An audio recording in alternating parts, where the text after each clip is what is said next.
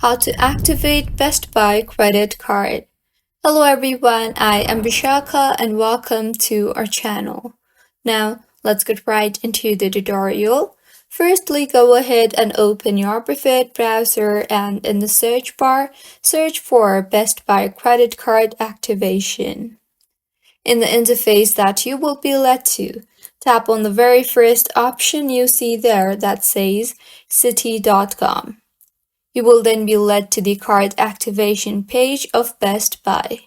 So, go ahead and enter the required details, that is, enter your card number, name as it appears on your card, security code, and the last four digits of the primary card holder's SSN. Once you have entered all these details, tap on the Verify button, and with this, if the details you entered is correct, then your card will be activated successfully. So, this is how you can activate Best Buy credit card. If you find this tutorial helpful, please like the video and do subscribe to our channel for more contents like this.